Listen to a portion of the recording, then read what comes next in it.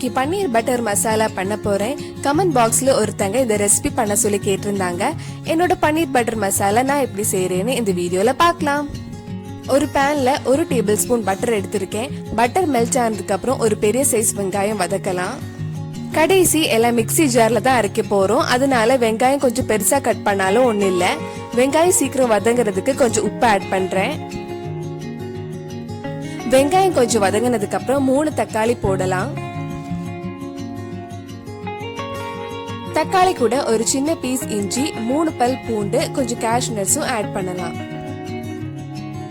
தக்காளி கொஞ்ச நேரம் மூடி வச்சு வேக வைக்கலாம். நடுவுல கொஞ்சம் கிண்டி விட்டுக்கோங்க. தக்காளி வெந்ததுக்கு அப்புறம் கொஞ்ச நேரம் ஆற வச்சிடலாம். தக்காளி வெங்காயம் நல்லா ஆறுனதுக்கு அப்புறம் ஒரு மிக்ஸி ஜார்ல பேஸ்ட் மாதிரி அரைச்சு எடுக்கலாம். கொஞ்சம் தண்ணி ஊத்தி இந்த மாதிரி அரைச்சு எடுத்துக்கோங்க. மறுபடியும் ஒரு பேன்ல 3 இல்லைன்னா 4 டேபிள் ஸ்பூன் பட்டர் ஆட் பண்ணலாம்.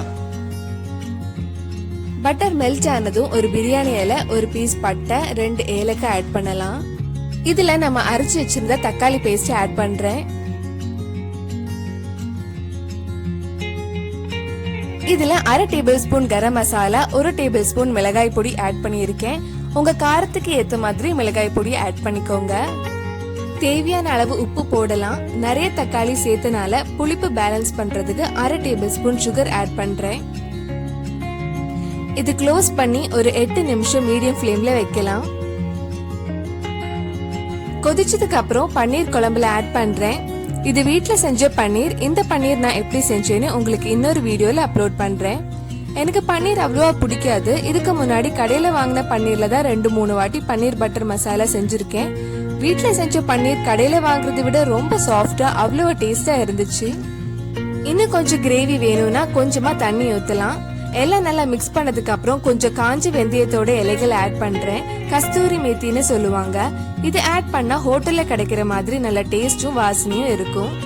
கடைசியா கொஞ்சம் ஃப்ரெஷ் கிரீம் இல்லைன்னா பட்டர் ஆட் பண்ணி ஆஃப் பண்ணிடலாம்.